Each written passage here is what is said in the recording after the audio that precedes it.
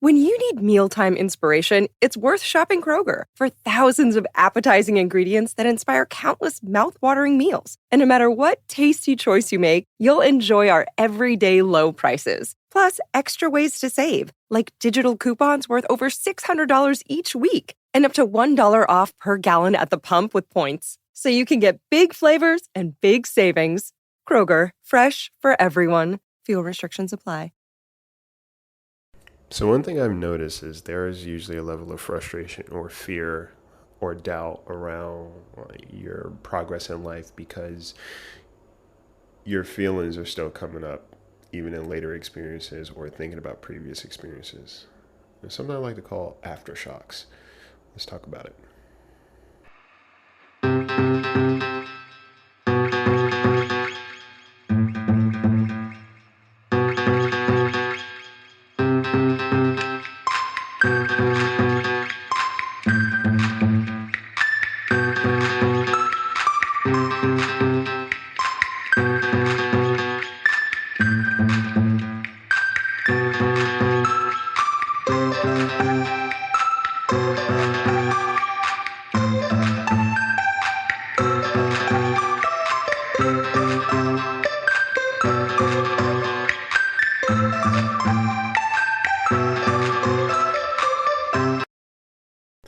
Guys, what's going on? Welcome to the Bird Brain Podcast, where the goal is to rise above it all, stay elevated, create that infinity, up your you. I'm your host, Isaiah. Happy. I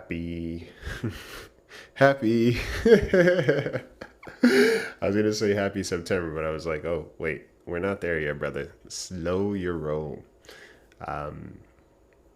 Hope you guys are doing well. Hope you guys are just taking your process as it comes. There was something I was thinking about, and I don't know why it came to mind.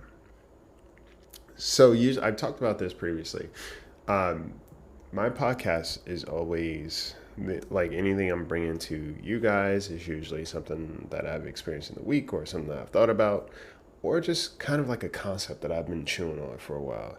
And I think today I was just thinking about this idea of healing or growth. You know, I know healing is a thing that's very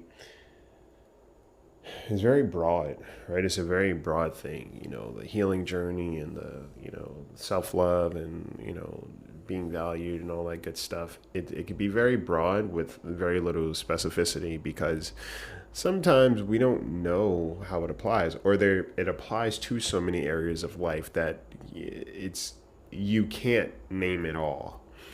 And I think sometimes that can be overwhelming, discouraging, disheartening, confusing, scary, but also makes you question, like, am I doing this right? Or, what am I doing wrong, right? That's a big thing too. And I was thinking about earthquakes for some reason. I have no idea why. But, in recent experiences, there is this, you will still have life experiences. You will still be affected or impacted by certain things. You will still emote. You will still react because there are certain parts of you that while you are taking care of yourself, they're still very delicate. And I think that's what we need to understand about how, we go through life. The idea that other people should just get over things as quick as we want to move past it is not, it doesn't make sense logically. It just doesn't, and it doesn't work that way. And I think also what's cool to understand is that after a, hard experience, like an earthquake, for example, there will typically be aftershocks depending on how strong I think the earthquake is. In California, sometimes I'll never forget one of the craziest earthquakes I experienced was a couple of years ago, and I kid you not, I was outside, and well, the first time it happened, I was in my kitchen, and I just felt the ground move, and I was like, wait, that was weird. And I was like, holy cow. And then I left it. And I'll never forget, I was at a restaurant and, they had these big glass windows. I think it was the following day. It was the following day or the following night. There were these big glass windows, and I was looking outside, and I kid you not, y'all, I saw the ground do like a wave, like a ripple. And I've never seen that before. And then when we talk about the concept of aftershocks, right? There was an earthquake the day before, and then I'm pretty sure it was the aftershocks of it following, or another earthquake potentially. But what it just reminds me of is that when we have an intense experience, there will be aftershocks, okay? And it doesn't mean that you're not doing what you were supposed to do. It doesn't mean that you are not growing. It doesn't mean that these things aren't working. It just simply means that there will still be remnants of that experience. Like you're a human, and truthfully, our experiences do make us who we are.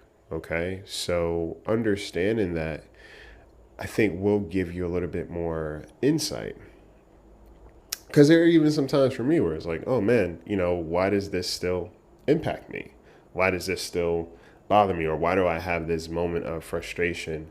Or why am I letting this person affect me in this way? And it's aftershocks sometimes, y'all. It really is aftershocks, right? You have this grand experience that you have to work through. You work through it. However, you are still repairing on that ground, on that foundation. So by design, there will be remnants of certain things there. I think even when it comes to, grief, when it comes to, sadness about certain situations or endings, grief doesn't always mean death, but just the end of something or disappointment in certain areas, you may still be impacted, right? And having those moments of understanding, well, this is just the aftershocks of something big that took place. It helps. Okay, it definitely helps. And I want you to also understand is like, we have, sometimes we could be so self-centered in the ways of thinking that because I've healed and I've grown, that everything around me changes. And that's not the case. Your outlook will change. How you navigate certain situations will change. But it doesn't necessarily mean that the people around you readily change. That's why we do have friction. That's why we have breakups, friendship breakups too. That's why things eventually come to an end, because now what used to keep us connected is no longer the thing. It no longer works, okay, for either party. And I want you to also understand too, if you think that you are helping someone by, not speaking up or not having a boundary or not, saying how you feel or continuing to step in and save them, you're not helping them. Actually, you are hurting them. And the reason I say that is because we all need to have experiences that enable us to grow. And whenever we are refusing to address a concern, whenever we are refusing to stop protecting this person or constantly being the, what's the word I'm looking for? The first responder in these situations, we are keeping this person from growing. It's you're kind of stealing somebody's experience, which is a cool way to think about it, right? You think you were saving this person, all that, and in reality, it's like you're not rescuing them at all. You are actually keeping them from developing in the ways that are necessary. And if you can understand that, it might make things a little bit easier. And that's what's interesting about this healing stuff, is that it can be very it can be so many moving parts to it. And if you think that it's supposed to look like one thing by design, you will be frustrated, you will be unsure, you will be uncertain, confused, and angry. And it's funny because those feelings will show up while you were healing too. So it's like, how do you know what healing you've done or what it actually looks like? And for me, I think sometimes when you come back to familiar places, It's how you are able to move forward.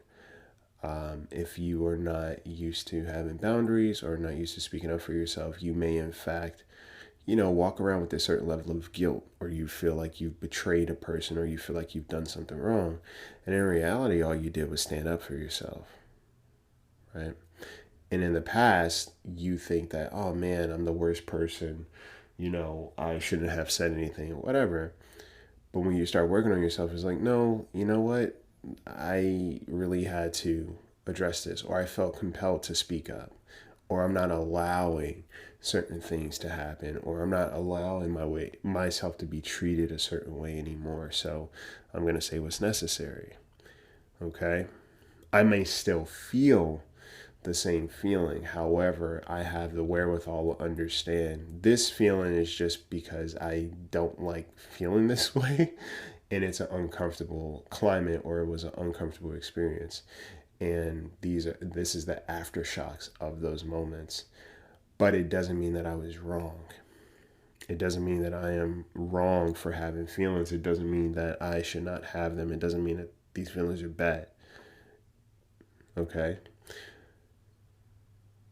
Healing allows you to look at very familiar situations from a different perspective. Healing allows you to navigate familiar experiences with a very different perspective. Healing does not mean, in theory, you won't have familiar experiences. It doesn't eradicate that completely. Like, yeah, you can have boundaries and you can move around, or you can find different spaces to exist in, which is great. But it doesn't mean that you won't revisit a certain space with people. It just doesn't mean that certain things no longer happen. Right? For example, family. I think that's a big one that people often experience, and they're like, well, how do I deal with this person, or how do I deal with this person? There's a lot of ways you can deal with it, right? There's a lot of ways.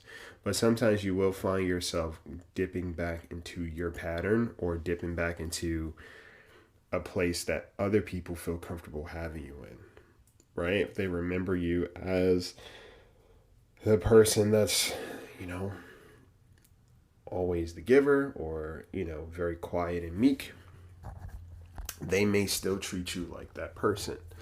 Okay. And for you to have a different experience, or a different outlook, or even speak up, or be more outspoken altogether, will disrupt a certain system that's still going to be there, right? Because, again, change requires a lot, and not everybody is doing that.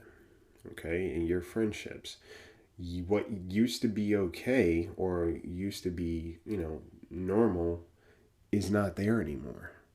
Okay. You may speak up, and there will be friction. Okay. Because you're not operating from the same space that you were typically, or you're not doing what you used to do to make everything copacetic.